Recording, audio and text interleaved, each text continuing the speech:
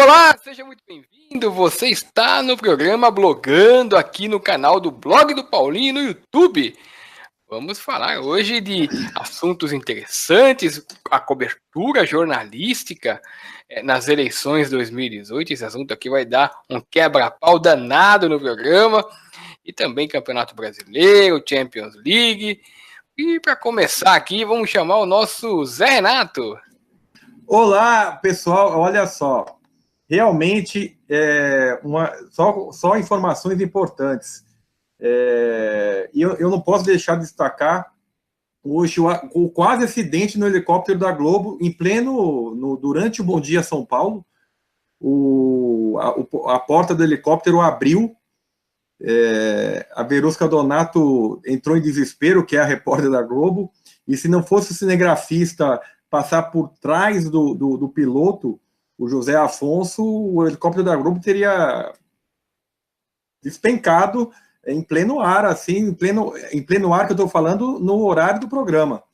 É uma coisa assustadora. E o mais engraçado, assim, mais trágico, é que a Verusca Donato, ela não faz as intervenções aéreas, e hoje que ela ia fazer, ela falou, olha, hoje eu estou no helicóptero, no Globocop. E minutos depois aconteceu o acidente, o quase acidente, tá? Mas também não sei por que eu destaquei isso não, viu, Roberto? Eu acho que eu estou sem assunto. Boa noite, Zé, boa noite, Paulinho, todos. Mas veja bem, ligado a essa notícia do Zé, aqui faz 1 ano ou 2, caiu o helicóptero da Globo, morreram todos os ocupantes. Todos os ocupantes, na beira da praia, na frente da beira da praia, aqui em Boa Viagem, caiu no Pina, na verdade, e morreram todos os ocupantes.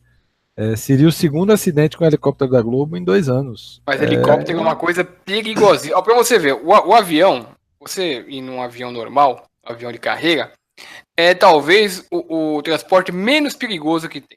Já o avião fretado tem algum risco. Agora, o helicóptero é uma coisa que qualquer vento um pouquinho mais forte pode derrubar. Eu, se puder na vida evitar andar de helicóptero, certamente vou evitar. Obrigado, Paulo. Eu nunca andei não, mas depois dessa fala sua, tô fora. Muito obrigado pelas informações. Aliás, e dizem que esse helicóptero da Globo, o daqui esse de São Paulo, o Globocop, já abriu várias vezes essa porta, só que foi a primeira vez com um repórter dentro, né? E só resgatando o acidente de Recife, 2 morreram na hora e 1 morreu 1 semana depois. O cinegrafista morreu 1 semana Sofreu depois. mais. Foi terrível aqui. Inclusive porque tem uns tubarões dentro d'água, né? Bom, já que nós estamos falando da imprensa, pelo menos essa parte quase acontece uma tragédia. Vamos lá. Bom, vamos falar então da cobertura da imprensa nas eleições 2018. Está criando bastante polêmica, né? Porque a imprensa está realmente tomando partido. É um momento delicado da vida nacional. Eu acho que realmente é uma eleição atípica. Tem muita gente que considera que é uma eleição de todo mundo contra o PT. Eu não vejo por esse lado. Eu vejo que é uma eleição que a gente tem que tomar muito cuidado. É uma eleição que a gente tem que lutar para preservar a democracia. Eu me posicionei abertamente no meu blog, apesar de considerar o PT um mal para o país.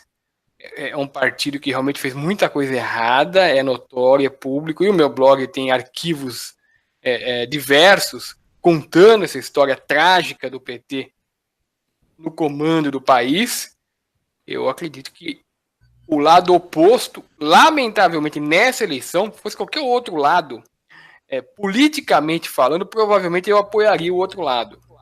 Mas Jair Bolsonaro, na minha opinião, representa um mau ser humano, o que é uma coisa muito complicada, porque às vezes você tem um mau partido com pessoas que, dentro desse partido, que eventualmente podem não ser má pessoas. O Bolsonaro, ele é uma má pessoa que vai ficar no cargo máximo do país e que representa tudo o que muita gente lutou no passado para que não volte mais. Ele representa o desejo da volta da ditadura, ele representa, na minha opinião, uma pessoa que N vezes, não só no passado, porque muita gente fala, ele falou isso no passado. Não, ele falou na votação do impeachment da Dilma Rousseff a favor de uma das pessoas mais execráveis da vida política, da vida pública nacional, que é o torturador Ustra, o Bolsonaro, que não tem respeito nenhum por minorias, Bolsonaro que ele também já cansou de atacar mulheres das maneiras mais covardes possíveis, pelo menos aonde se sabe até o momento, verbalmente. Mas é isso, Bolsonaro representa, na minha opinião, o atraso e a possibilidade de que os direitos dos brasileiros sejam infringidos. Então, por isso, eu me posiciono abertamente, não a favor do PT, mas a favor da democracia. E os dois lados, o único lado que está colocando em risco no momento a democracia é certamente, na minha opinião, claro, o de Jair Bolsonaro. Por isso, eu, no meu blog, deixo bem claro, eu sou contra a candidatura do Jair Bolsonaro. Então, olha só, eu não sou a favor nem contra a candidatura de ninguém, porque seria autoritário de minha parte achar que eu sou contra a candidatura. Mas o que eu nem vou ficar me posicionando do lado A ao lado B, mesmo porque todas as características que o Paulinho fez servem para o outro lado igualmente. Então, para mim, é coisa ruim com coisa pior. A única crítica que eu faço é a forma, assim, o blog do Paulinho, beleza, o blog do Paulinho, e eu demorei um pouco a entender essas coisas a partir do momento do blog do Juca. Eu lembro que quando o Juca fazia alguns comentários, algumas vezes, da posição dele, e o pessoal criticava muito, ele falava, olha, esse blog é o meu diário, eu posso falar com ele o que eu quiser, da minha opinião, sobre qualquer assunto, da forma que eu quiser. Se alguém que quer me pagar por isso, né, remunerado por conta disso, que bom, né? E eu respeito, por exemplo, apesar o Paulinho tem a opinião dele, então é o blog dele, ele tem total, ele não é o que ele acha, é o que ele acredita, certo? Quando a partir do momento, eu até comentei com o Paulinho que ele só se posiciona a favor de contra um, ele está escolhendo o lado, e ele tem total direito. O que eu recrimino são os órgãos de imprensa, os jornais, a Folha de São Paulo, a Folha de São Paulo principalmente, mas o Estadão, se fizer também, que eu não sou assinante, mas a Folha porque eu sou assinante, o Globo que for, essa coisa de você se posicionar, a não ser que que os jornais declarem, olha... O Estadão está posicionado a favor do Bolsonaro. Claramente, nos editoriais. Não. Eu vi o editorial de sexta-feira, mas é o que eu estou te falando, Paulinho. Eu estou falando, o único jornal que eu leio frequentemente, porque eu sou assinante, é a Folha. Só que o que eu vejo no próprio UOL, eles só se posicionam a favor de um lado. Se eles chegassem e falassem assim, como o Estadão falasse, como nos Estados Unidos é feito, olha, a minha posição é esta. Beleza, tranquilo. Mas porque pelo menos eu já saberia da história. O que eu acho que pega, é a questão de você não se posicionar de que lado você está e se mostrar isento, quando na verdade você não é isento, né? O que a Folha tem feito com relação a essa história do WhatsApp, do negócio, é constrangedor. É constrangedor porque ela denuncia baseado em nada. E eu não estou nem dizendo que pode até ser verdade, viu? Mas ela não mostrou nenhuma evidência, que é o pior de tudo, né? Zé, deixa eu te cortar só um pouquinho, desculpa eu estar te cortando, e desculpa eu estar entrando antes do Roberto falar, só para me dar uma palhinha rápida, porque eu posso te atestar uma coisa, eu não vou dizer que a repórter da Folha tem prova ou não tem prova, porque eu não estou na matéria dela, mas na eleição do Corinthians, uma dessas empresas aí, eu não lembro qual delas que foi, vendeu o mesmo pacote para um candidato a presidente do Corinthians. Eu não vou poder dizer o nome porque eu não tenho prova aqui, mas eu vi tudo lá, entendeu? Então, vendeu esse mesmo pacote da mesma maneira. Então, eu sei que realmente existe o procedimento com essa empresa. Sim. Agora, se a Folha tem prova, se não tem, mas se fosse eu publicaria as provas. Paulinho, mas isso não muda o que eu estou recriminando, né? A sua informação não muda o que eu estou recriminando, que é a questão de você citar algo e não comprovar. E o pior, no dia seguinte, a Folha fez o quê? A Folha só falou, o candidato tal nega, e depois falou, o WhatsApp, o Facebook denuncia 3 agências, mas também não fala sobre o quê. Certo? É isso que eu recrimino. E é constrangedor, eu até escrevi um texto rapidinho hoje, falando sobre isso. É constrangedor porque é um trabalho profissional. Certo? A Folha, o Estadão, certo? Eu, por exemplo, eu achei magnífico o editorial do Estadão de sexta-feira, a questão do jornalismo. O jornalista, ele tem total direito de ter o seu posicionamento, certo? Nas suas redes sociais, como o Juca faz o blog dele, claramente, porque o blog dele é o diário dele. Como você faz o seu blog é o seu diário. Mas nos jornais, a não ser que tenha uma clara sinalização, olha, eu estou apoiando, como a Carta Capital faz, eu não vou recriminar a Carta Capital, porque eles falam, olha, eu sou desse lado e, cara, beleza, cabe a mim ler ou não, certo? Posso achar tosco ou não o posicionamento. Agora, é constrangedor porque é um trabalho profissional e o cara dá opinião de acordo com as cores e as suas crenças. E aí, eu não estou comprando jornal para isso, né? A não ser que a Folha fale, olha, o meu jornal é tal, e aí, beleza, cabe a mim escolher ler ou não. E isso parece muito, o Paulinho, a história que eu sempre toco nesse assunto, porque recentemente eu fiz um programa com a Elaine Trevisan e com a Camila Garcia. São 2 locutoras da Rede Vida. Elas são mulheres narrando, né? E eu comentei com elas sobre o jornalista que narra, que comenta jogo de futebol e pré-serviço para o clube. Que nós sabemos quem é. E que ficou bravo comigo, deu ataque e tudo, né? O Mauro Betti. E aí, eu lembro que quando eu comentei isso, e aí eu falei, cara, eu fiquei sozinho nessa, né? Porque lembra, Paulinho? Fui xingado, né? Você postou, tudo. E aí, quando eu pergunto para ela, quer dizer, é comum esse entendimento. Só que as pessoas parecem que ficam numa vitrine, numa coisa de ficar falando, quer dizer, se posicione. Certo? O cara da Folha, o cara está na Folha, quer se posicionar, se posicione a favor ou contra nas suas redes sociais, nas suas redes. Eu acho legítimo. Eu só não acho certo usar a empresa para a qual eles trabalham para fazer esse tipo de coisa. Essa questão do espaço, lá no espaço do Facebook, um editor, inclusive ele editou um livro meu, e é uma pessoa que eu gosto dele. Ele entrou fazendo patrulha ideológica lá no espaço do Facebook, inclusive distratou o Zé, distratou um amigo meu, chamou gente de imbecil. Por quê? Por quê? Porque ele tem um espaço dele em que todas as pessoas concordam com ele. Então, quando ele sai do espaço dele e vai no outro espaço que tem um contraditório, ele acha que a gente está errado. Então, por natureza, por índole, toda vez que alguém discorda de mim, eu sou tentado a discordar da pessoa. E lá no espaço, o que aconteceu comigo é que eu tento mostrar exatamente as contradições que tem na candidatura do Bolsonaro e na candidatura do Haddad. É muito difícil para mim, quando eu estou analisando a candidatura dos dois, eu ficar sem mostrar as contradições de cada um.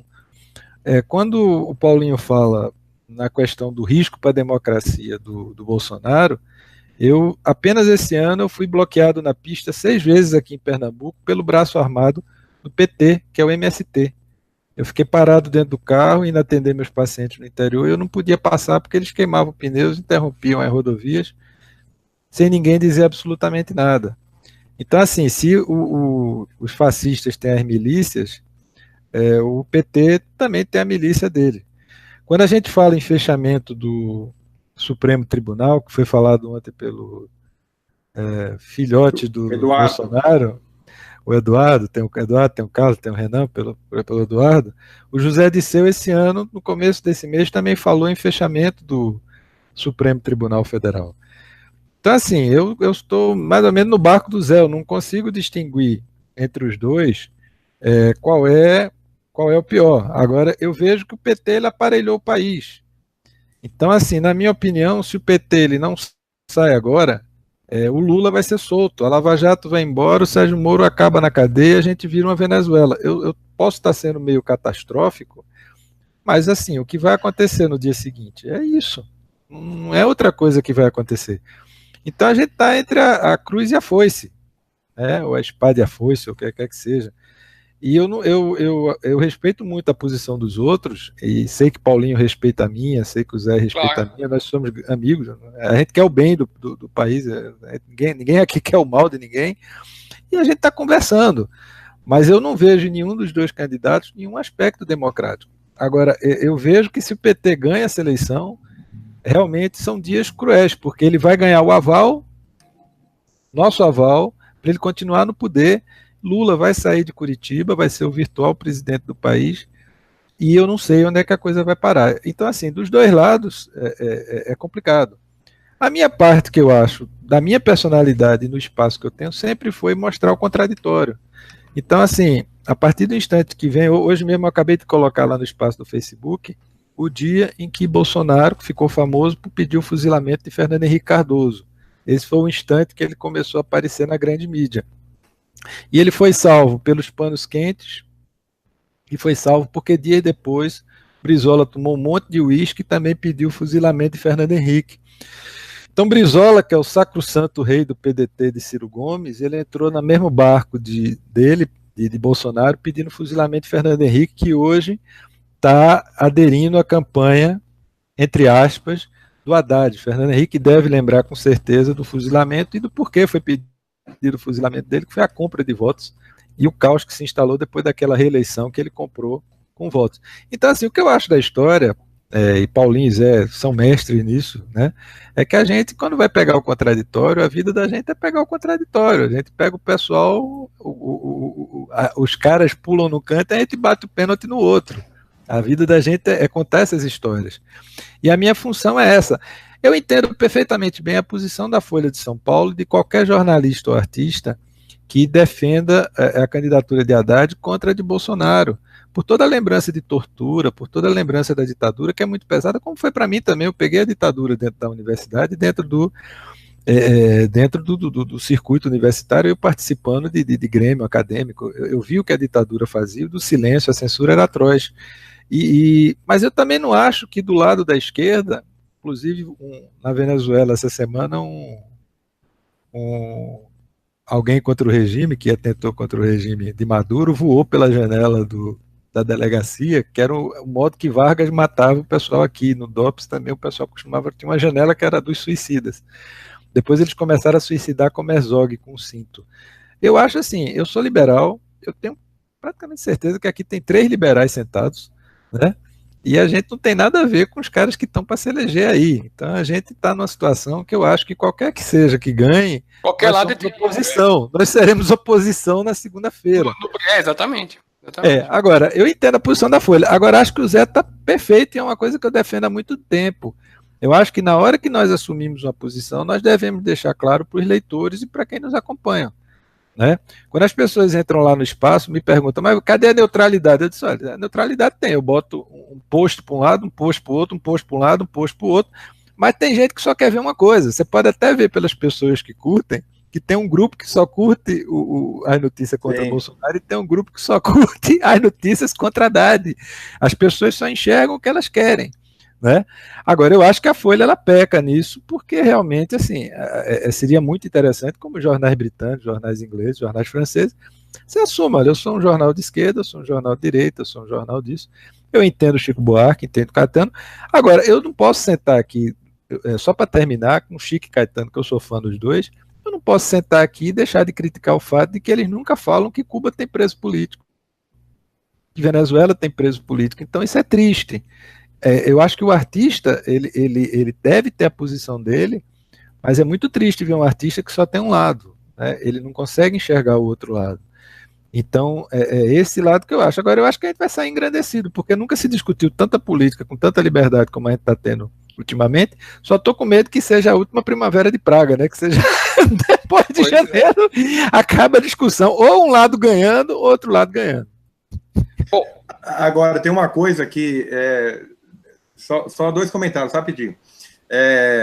O Roberto falou do Chico Buarque, não, do Getúlio Vargas. A Virginia Lani, que era uma dançarina vedete. Linda! Que Exato. A Virginia Nani, ela jogava de pé junto, que ela, no dia do suicídio do Getúlio Vargas, na verdade não foi suicídio, ela estava namorando com ele, o quarto foi invadido, ela escapou pela fresta da porta, ficou, sei lá, fresta da porta, ficou atrás da janela, do lado do Palácio Catete, viu o Getúlio Vargas ser assassinado e ficou escondida lá, e que o Getúlio Vargas não teria sido assassinado e sim, não teria suicidado e sim assassinado. Eu vou contar um negócio para tu. Se naquela noite, na situação que estava, Getúlio Vargas tivesse conseguido ter uma ereção, pô, que gaúcho porreta, viu? Barbaridade. Verdade. A Virginia Nani era magnífica. E só para concluir, a classe artística, né? Hoje eu vi um comentário do Alberto Murray Neto, lá no... Você lembra? Você está lembrado qual foi o contexto? Que foi o Marcelo D2, eu não sei o que o Marcelo D2 é, além de usuário. Além de usuário. Não. Deixa disso. Não. A principal música dele é sobre o uso de drogas. Mas Bob Marley, por esse aspecto seu, Bob Marley não existe, né? Você está comparando o Bob Marley com o Marcelo D2. Estou dizendo que a música de Bob Marley, 99% lidam com cannabis, né? Mas vamos lá. Mas o Marcelo D2, ele falou um comentário, ele fez assim, eu quero ver alguém que não seja da classe artística, alguma coisa assim, que não esteja a favor contra o Bolsonaro. E o Alberto Murray, que é um cara especialista, um doutor, não mora nem no país, assim, um grande cientista esportivo, falou, não, espera um pouco, não cabe à população brasileira como um todo. E só para concluir, eu gostei muito do comentário eu não gosto dela particularmente assim, porque ela tem um viés também, pai militar, que ela é bancada pela uma aposentadoria milionária do pai, mas a Maitê Proença entrou para defender a Regina Duarte contra os comentários do José de Abreu, que foi uma coisa bastante surpreendente, porque o José de Abreu ele pega pesado, né, quem não concorda com ele, e recriminou muito a Regina Duarte por ter demonstrado apoio ao Bolsonaro, e a Maitê Proença fez um texto, fez uma gravação muito certeira do ponto de vista do respeito à opinião alheia, né? Que é Zé, você sabe que o pai da Maitê Proença foi preso, né? Foi, ele matou a mãe, né? Exatamente. E ele é uma pessoa admirável. Porque não é fácil você seguir em frente depois de uma tragédia dessa e com a classe que ela seguiu, né? Bom, a gente vai mudar um pouco de assunto aqui para falar da Copa do Brasil. Para falar da Copa do Brasil, eu queria só, antes disso, esclarecer rapidamente o seguinte. O porquê que eu acho que... e é rapidamente mesmo. Por que eu acho que o Bolsonaro representa um risco para a democracia e por que eu acho que o PT não representa?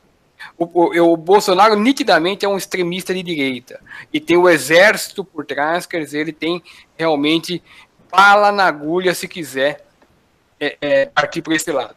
O PT, nesses 14 anos que ficou no poder, acho que 14, 13, sei lá, o PT nunca atuou como partido de esquerda, embora sempre estivesse próximo das esquerdas das Américas. O PT é um partido de centro. O PT nunca atuou como partido de esquerda. Tanto é que os maiores beneficiários do PT, mais do que o pessoal da Bolsa Família, foram os banqueiros, que nunca ganharam tanto. Mas é só esse esclarecimento. Eu acho que o PT não coloca risco na democracia, coloca risco para outras coisas. A gente sabe muito bem quais são. E cada um sentiu no bolso. E já o Bolsonaro é a questão realmente de ter um exército junto com ele e o vice-presidente dele, um general. Bom, partindo agora para a Copa do Brasil. Que lambança na final da Copa do Brasil, hein? O Cruzeiro merecidamente campeão, acho que ninguém esperava muito diferente, mas o árbitro conseguiu errar lances capitais observando o VAR, é inacreditável, é muita ruindade, vocês não acham? Não, eu estava acompanhando o jogo, Paulinho, e mandei mensagem para o Roberto durante o jogo, porque eu respeitei você, porque você estava envolvido no jogo, né? É verdade. Eu estava só me divertindo. Mas, não, eu vi o Cruzeiro fazer 1-0. Precisava você ter assistido o jogo de azul, né, cara? Não, é outra coisa você assistir. Cara, torcer para time. O pior foi o gol do Pedrinho, que eu comemorei, saí correndo, corri pra cozinha para pegar uma cerveja. Quando eu volto com a cerveja, já Você concorda? Eu devo admitir que foi o êxtase para mim a anulação do gol do Pedrinho. Mas vamos. O Cruzeiro, no primeiro tempo, puro êxtase! Com tranquilidade. Achei que o Cruzeiro, se fosse mais para frente, tinha feito 2-3-0 logo no primeiro tempo. Mano, não deixa. Mas é aquela coisa que o Roberto até vai falar. O Mano é terrível, cara. O Mano, eu tento achar que ele melhorou, mas eu não tenho empatia nenhuma com o Mano. Mas o caso é o seguinte: aí o Corinthians, aquele lance, quer dizer, ninguém viu nada, nem os jogadores do Corinthians viram pênalti ali. Certo? Foram mais no Wanda Vals. E aí o cara vê, foi muito não pênalti aquilo, foi muito não pênalti, certo? Muito não pênalti, assim. Obviamente, né, Paulinho, nós sabemos muito bem que no auge de vocês aquilo é sempre pênalti. Mas, tendo o VAR, não é para marcar. Pô, você olha aquilo, não é pênalti. E aí marca-se aquele pênalti e queima o jogo, e põe fogo no jogo, porque é assim, o jogo com o Corinthians põe fogo no jogo. E aí o gol do Corinthians, um gol legítimo, o segundo gol. O gol do Pedrinho, um puta golaço. Um golaço. Aí você vê não estou dizendo que o Jadson tenha... Não, o gol foi frango do Fábio. Esbarrado no menino. O Fábio falhou 3 vezes na mesma jogada. Eu acho que o Jadson esbarrou no Dedé. Mas o lance foi tão constrangedor que o Dedé sente na cabeça um esbarrado no meio do peito. Certo? E aí o juiz vai ver depois de 1 minuto e meio. E a agonia, a Globo demorou 2, 3 minutos para ver que o cara estava pedindo o VAR. Olha, o grande filho da dessa jogada da arbitragem foi o cara que comanda o VAR. O cara que está assistindo. O juiz não ia pedir, pô. O cara chegou no vídeo e disse que tinha lance. Então o que acontece? Ele ia fazer o quê, pô? O cara que chamou o juiz pro VAR, ele já sugestiona pro juiz de campo que o cara tá errado. O juiz acertou 2 vezes, Paulo. O juiz acertou 2 vezes. Ele nem deu pênalti. Eu falei para vocês. Mas o juiz não tá isento. Durante a Copa, só um minutinho, já devolvo. Comentei com vocês isso. Cara, sempre que o VAR chama, ele já sinaliza que é para mudar. É isso que pega. Na Copa acontecia isso. Por isso que o VAR virou muito mais show do que qualquer coisa. Porque o cara, quando chama, cara, o juiz está constrangido. Porque o cara tá com 3 árbitros vendo por outro ângulo. Cara, é impossível achar que o juiz, aquela visualização ali, com a torcida do lado, a torcida gritando ali no fundo, o cara não vai ser influenciado. Zé, mas o juiz, nesse caso específico do jogo do Corinthians, ele foi covarde, porque nitidamente, quer dizer, ele olhando para a tela, depois que ele viu no campo que não foi, aí ele olha na tela e é um escândalo a jogada, de uma coisa que não aconteceu. Então, se fosse uma jogada muito duvidosa, ele ainda podia chegar e falar assim, eu vou seguir o VAR, que aí eu me isento. Mas não, era uma jogada que não tinha condição do juiz confirmar. Nos dois. Então, quer dizer... Mas eu acho que lembra muito a expulsão do Dedé lá em Buenos Aires, pô. O juiz, eu acho que ele é colocado na fogueira. O cara dá uma chamada pra ele e diz, tá entendendo? É ele ir contra quem tá sentado na cabine. A cabine tá determinando aquilo ali. Uhum. A cabine tá, porque nos 2 lances ele não teria marcado nada.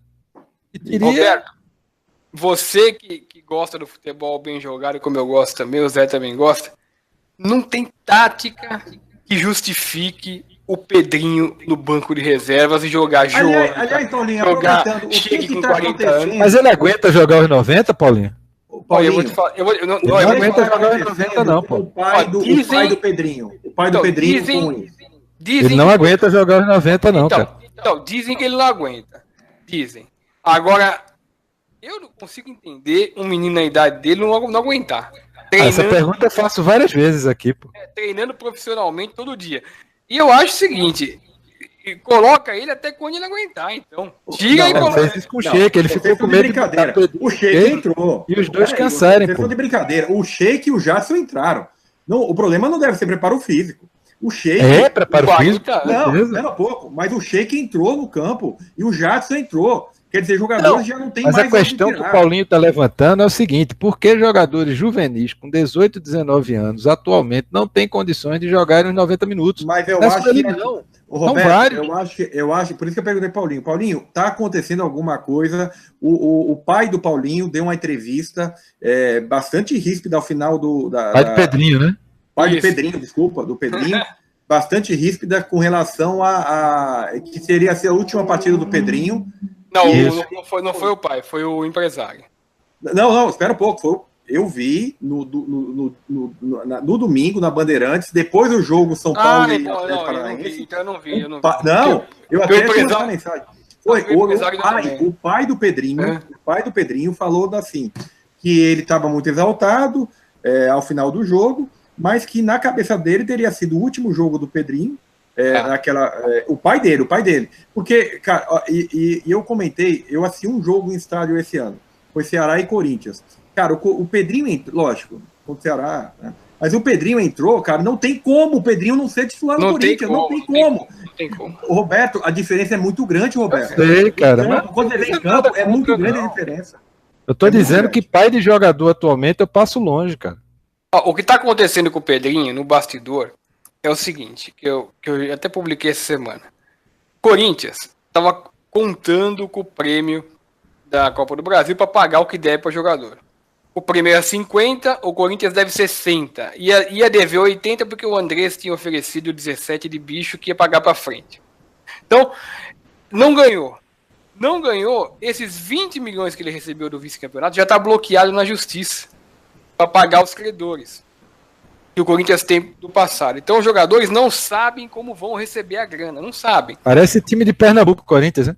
Exatamente. E aí o que acontece? Os empresários estão pé da vida porque eles só recebem se o jogador receber. Porque eles recebem percentual. O empresário do Pedrinho já abriu a boca. O que o André Sanches está fazendo agora? Como ele não tem de onde tirar dinheiro, o Corinthians está com todas as contas bloqueadas e bens bloqueados. O Corinthians ele vai recorrer aos empresários habituais que trabalham com a diretoria, que são todos milionários. Fernando Garcia, Carlos Leite e Kia Jogabichian, através do Giuliano Bertolucci. O Andrés vai pedir 30 milhões emprestados, que eu fiquei sabendo, 30 milhões, para poder amenizar alguma coisa, para dar uma parte. Aí desses 30 milhões emprestados, o que o Andrés está oferecendo em garantia, já que ele não tem garantia nenhuma para dar? Ele está oferecendo a venda do Pedrinho. Então ele já autorizou a venda do Pedrinho. O Pedrinho já está sendo negociado. Então, aí, assim que vender o Pedrinho, ele paga os caras. Posso fazer uma pergunta, Paulo? Uhum. Posso fazer uma pergunta? Deixa eu fazer uma pergunta para vocês dois que são paulistas.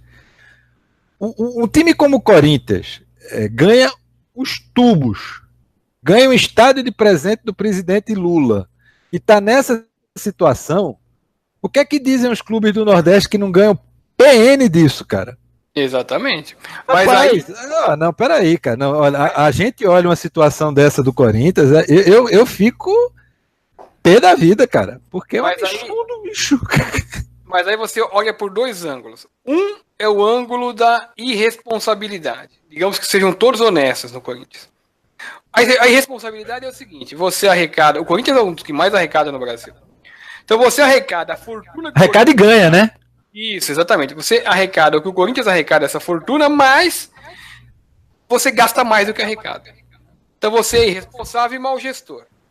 Agora tem outro lado, né? Tem outro lado que a Lava Jato está investigando. É o lado que tem dirigente do Corinthians que a única comprovação de renda dele nos últimos 20 anos é R$3.000 mensais de um cargo que tinha na prefeitura, e hoje o sujeito tem cobertura no Tatuapé, tem outra casa não sei aonde, e é isso. Então tem esse outro lado. Então a gente não sabe direito. O Corinthians é o time que está pagando 30% para empresário de comissão quando a regra é 10%. Paulinho, quantos por cento do passe do Pedrinho perdeu ao Corinthians? Eu tenho que dar uma olhada assim de cabeça, eu não sei, mas eu sei que não é tudo. Para você, quer ver um absurdo? O Corinthians, em época de Copa São Paulo, ele tem o costume de montar um time de empresário. Então, o jogador rala o ano inteiro da base do Corinthians, chega na Copa São Paulo, não joga porque eles contratam de empresário para jogar.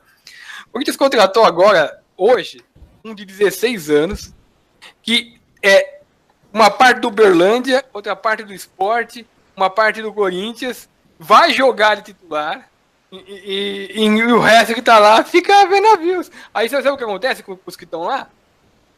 Vence a idade, é tudo emprestado para time ruim e encerra a carreira passando fome. Que legal, Paulinho. Muito bom. Boa. Tá certo. Muito bom. É, Muito realmente. bom. Vamos para Libertadores, que o Você tempo manda. tá indo. Você Vamos manda. lá. Palpite de vocês, os comentários sobre os jogos. Eu sou Tem o uma último a notícia boa palpitar, pra hein? torcida do Grêmio aí, viu? O Paulinho tem me surpreendido nos últimos meses, assim. Ele agora tá pedindo. Você também, né, Roberto? Você pediu desculpa pro Filipão e o Paulinho falou que dá para ser campeão mundial o Palmeiras. Né? E com o Real Madrid do jeito que tá, dá. Não dava. Eu falei que não dava. Não, o Zé tem uma coisa que eu expliquei para um amigo meu, e eu vou explicar para vocês dois, e vou explicar de novo no ar. Existem alguns textos meus que são sérios, existem outros que são peças literárias. Então ele não pode confundir as coisas. Tá certo? O texto do Filipão, ele é uma peça literária. Ô, Roberto, faz igual a Globo. Ele tem que ter escrito como peça literária. Você vai. News o que é verdadeiro, certo? Faz igual a Globo tá falando que tem. Não é isso, cara. Não é isso. É que a poesia no futebol, ela tem esse lado. Você mandou para mim um negócio essa semana sensacional, que foi uma enquete do Globo Esportivo, não foi? Foi. Colocando qual o maior jogador brasileiro. Isso foi em 58. Qual o maior jogador brasileiro? Pelé, Leônidas da Silva, Ademir Menezes ou Heleno de Freitas. E Heleno tinha acabado de falecer no sanatório, em Barbacena. Então, assim, aquela pesquisa é uma peça literária. Ninguém mais lembrava de Heleno de Freitas. Pelé acabava de ser o Mbappé da Copa de 58. Leônidas era cronista esportivo, tinha ficado no passado. E Ademir Menezes, artilheiro da Copa de 50. A pesquisa é uma peça literária. Aquilo dali não era colocando a Heleno, era simplesmente lembrando para o público que Heleno, num determinado instante da vida dele, tinha sido sublime. Agora, assim, é por isso que eu digo, quando você for ler, é importante quando você for ler, porque existem pessoas que escrevem o fato. E tem pessoas que fazem de vez em quando uma crônica literária. E ele leva essas crônicas literárias a sério. Aí traz para cá. Eu levo a sério. Eu vou perguntar para você antes agora. Agora, só uma parte. Não, você sabe, cara. Deixa de sacanagem. Só uma parte da Libertadores. Eu tenho feito uma pesquisa meio intensa. Eu até tenho enchido o saco de vocês no WhatsApp com as imagens. Imagens maravilhosas. O que eu acho muito, assim, o que me surpreende no futebol pernambucano, eu mando para o Roberto. Eu mandei algumas coisas para o Paulinho. Mandei hoje. Eu não gostei do Colosso do Nordeste, mas tudo bem. É o Santa Cruz. E eu mandei para o Paulinho hoje um do Corinthians, eu acho, ou foi ontem. Mas em 59, foi esse ano dessa enquete, que aparecia Pelé, Heleno, Ademir, ou qual é o outro? Leônidas. Apareceu lá a disputa do craque do ano. 59, tá? O Brasil tinha recém conquistado o título em 58. Sabe quem ganhou disparado, o Julinho? Julinho? Didi? Disparado. Bellini. Disparado. Sim, mas é o ícone. Tá bom, mas sabe quem foi o segundo colocado? Didi. Babá. Mas Babá era o xodó, cara. Babá media 1,50 m de altura, cara. O Pelé, que tinha sido um destaque, ficou em 7º ou 8º. Lógico, a revista Esporte é a revista carioca, né? De passagem, botaram torcedores do Vasco e do Flamengo. Do Flamengo, mas ficou em 8º, 9º o Pelé, que é uma coisa muito pitoresca. Mas voltando para a Libertadores, quer dizer, voltando ao que o Roberto... Eu acho que esqueci o que o Roberto falou agora, mas o Roberto pediu perdão ao Filipão, e o Paulinho vai com esse amor todo ao Filipão também, que vai ganhar o Mundial. Quer dizer, o Palmeiras não passou nem das semifinais, já vai disputar o Mundial. E vai acho que o Palmeiras vai ganhar a Libertadores. E vai ganhar, exato. Então, eu acho até que o Palmeiras tem mais chances na Libertadores do que no Campeonato Brasileiro, porque o Filipão... Eu acho que tem mais chance porque o Filipão tem essa coisa do mata-mata, tudo. Eu acho que vamos ter o final de brasileiros, viu? Eu acho que vai dar Palmeiras e Grêmio nessa final. A notícia boa pro Grêmio é que faz 20 anos que o Grêmio não perde um jogo do River Plate. Então, 20 anos, e com alguns jogos entre eles, E dos 4, para mim, o River é disparadamente o menos copeiro. Ele é o menos, apesar de ter ganho Libertadores, ele é o menos time com característica. O River, para ser campeão, ele tem que jogar mais que os outros 3 e muito. Até pela característica do estado dele. Agora, o Grêmio vai desfalcado para o primeiro jogo com o River Plate, ele vai sem o Everton e vai sem o Luan. Então, assim, o Grêmio vai totalmente lá atrás. E eu acho que se o River meter um 2-0 no Monumental de Núñez, o Grêmio não consegue reverter em casa, não.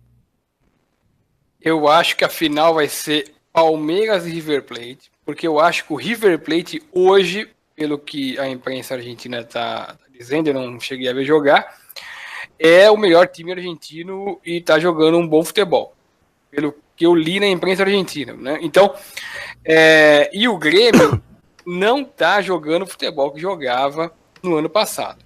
Já há algum tempo o Grêmio não joga o futebol que jogava no ano passado. Então, mas o Grêmio está com a pegada de copeira, hein, Paulinho?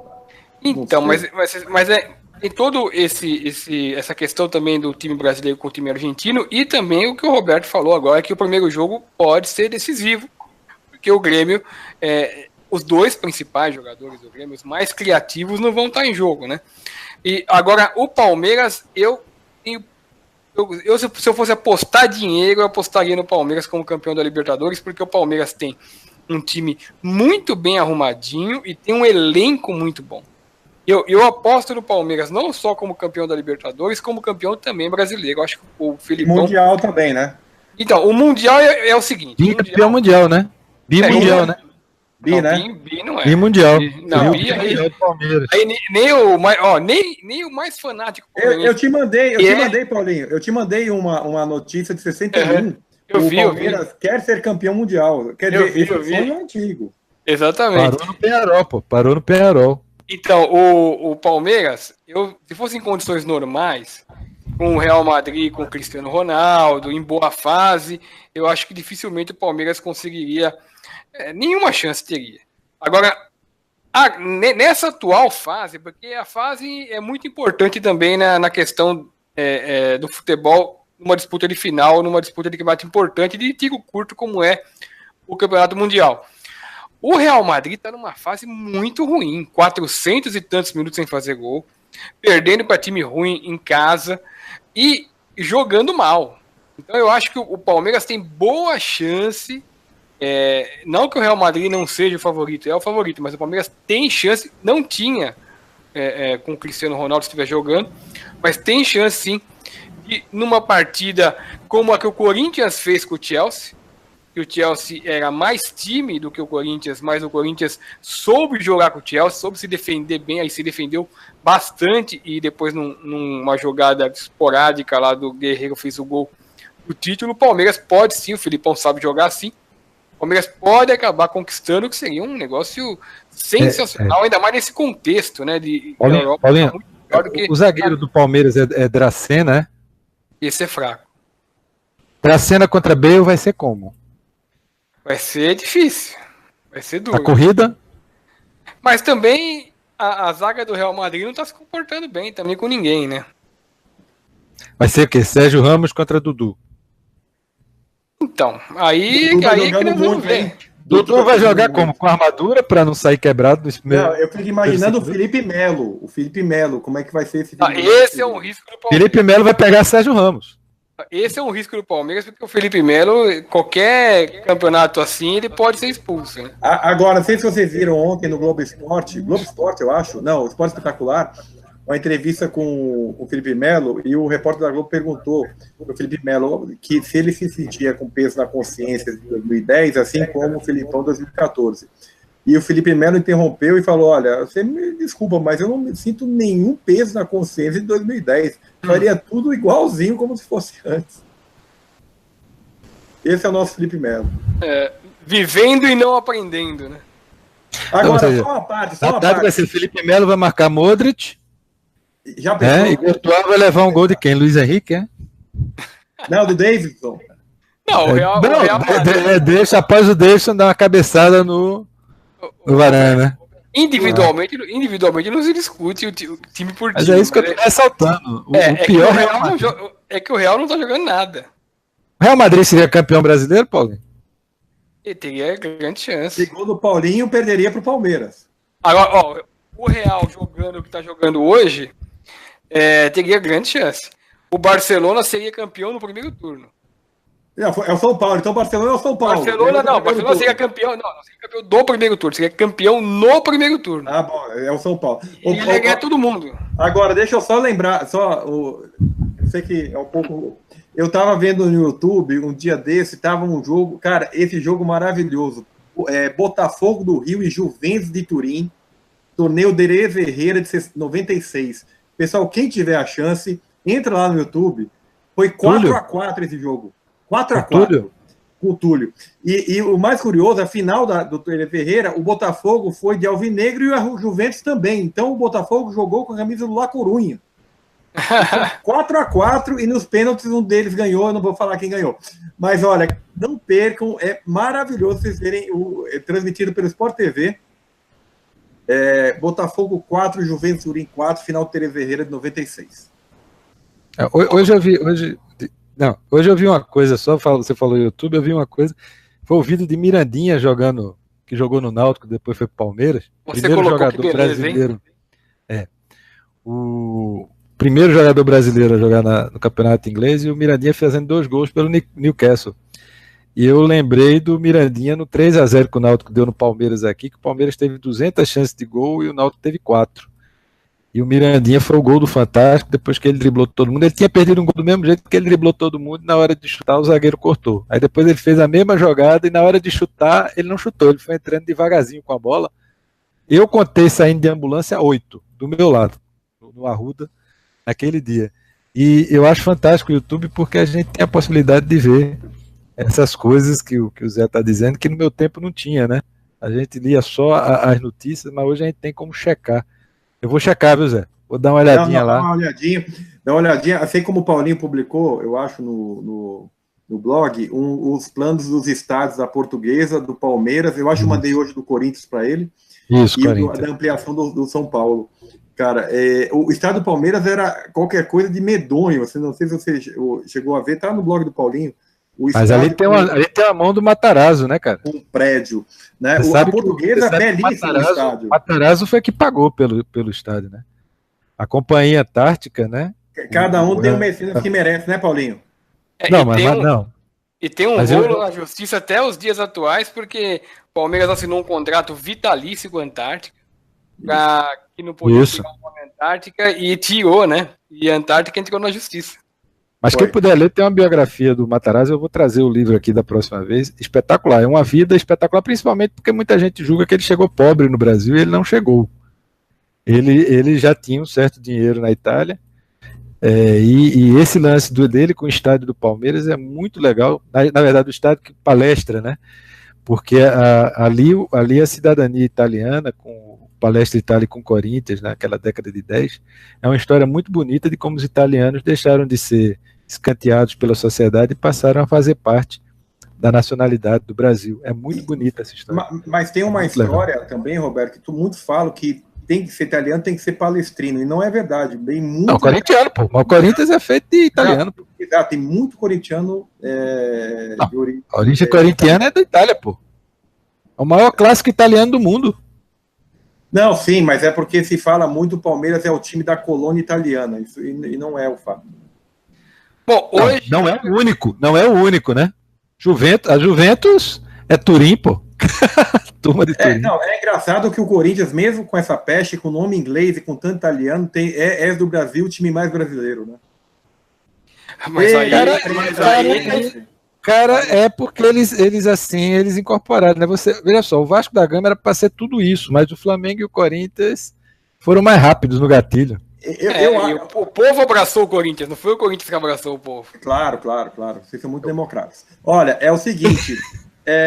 A democracia no país se deve à democracia corintiana. A democracia corintiana do Brasil se deve ao... Não, vamos de novo, não. Essa de novo, essa história não. Todo programa com isso eu não aguento, não.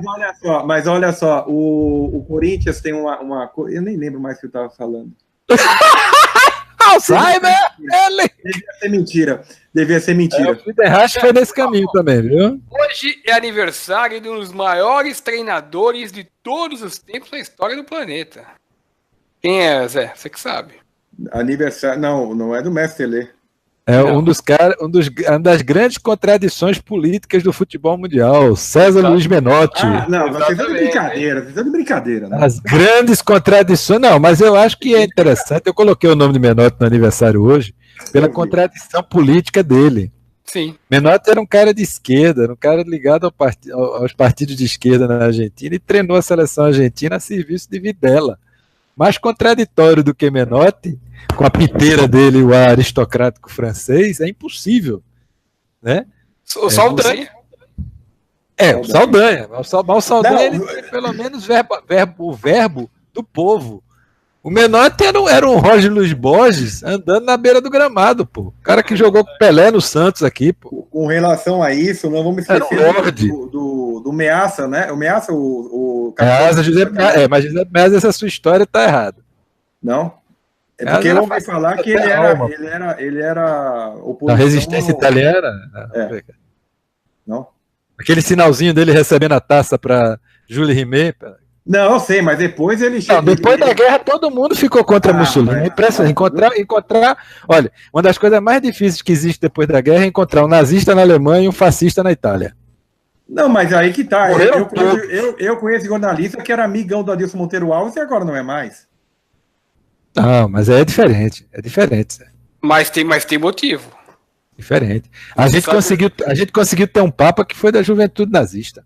O Adilson Monteiro Alves, ele, enquanto jovem, o Adilson Monteiro Alves era um militante do PT, quando o PT não era poder, quando o PT ele tinha um bom discurso.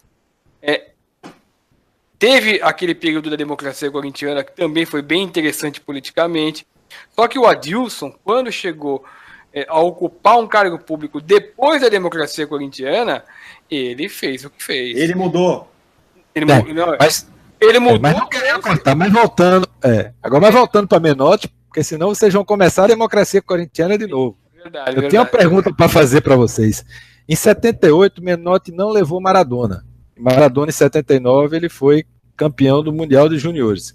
Vocês acham que o Menotti acertou não levando Maradona para a Copa de 78? Errou feio. É como o Romário falou, o Filipão tem parabéns pelo título de 2002, mas teria sido muito mais legal com o Romário lá, assim como na Argentina com o Maradona lá. Assim como a Copa que o Neymar não foi, que ele deveria ter ido. Ele, na verdade, mais o Ganso do que ele. O Ganso estava jogando mais. Mas é um absurdo não levar. O que vocês estão achando do Ganso, da fase do Ganso há uns 10 anos? O Ganso é um jogador ele virou patinho feio, ele inverteu a fábula, foi? A impressão que eu tenho do Ganso é a seguinte: é um jogador que nasceu com grande talento, mas que não gosta de futebol. Aí ele não gosta de futebol, não rende. Esse é o problema. Hoje eu estou discordando de você em todas, mas é o seguinte, olha só. Só hoje, né? Só hoje. Não. Porque é o seguinte, eu acho que o Ganso até gosta, eu acho que essa sua definição serve para o Pato, tá? Porque o Pato não teve uma grande contusão. O Ganso não. O Ganso ele teve muitas contusões. Então, na verdade, ele não tem condição para ser jogador de futebol. Porque ele se machucou gravemente contra o Grêmio, então, a última contusão dele, ele nunca mais se recuperou. Eu acho que o Ganso não é nem a questão dele não gostar de futebol.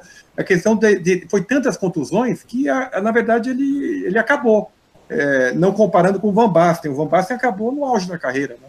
Não, se o Van Basten tivesse continuado... Para mim é o maior centroavante que eu vi jogar. Mas o Van Basten para a carreira antes dos 30. Quer dizer, se o Van Basten continuasse, talvez ele viraria um cara displicente também. Pessoal, o Van Basten na seleção holandesa de 74, se ele tivesse naquela época, seria a maior seleção de todos os tempos. Porque ele era a solução do gol. Extraordinário. Era o cara que você tirava qualquer um, botava Van Basten ali, pronto. Fazia gol de qualquer jeito. Aquele gol na final do Europeu 88 é impressionante, né? E naquele estádio, né?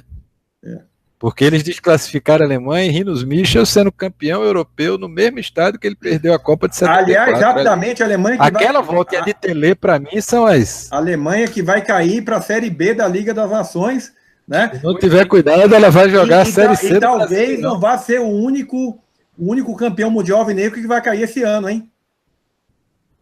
Não, o Corinthians caiu. Não, rapaz, tô falando alvinegro, campeão. Cara, você já tá com... na minha cabeça. Vocês estão com a intriga. Aliás, só um registro.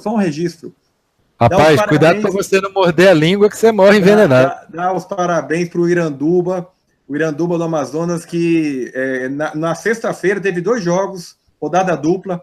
O Iranduba venceu o Sul-América e foi campeão da Série B do Campeonato Amazonense, subiu para a Série A. E no jogo principal, quer dizer, o jogo preliminar foi o masculino, o jogo principal foi Iranduba e 3B, final do feminino, futebol feminino, que eu adoro, né, Roberto?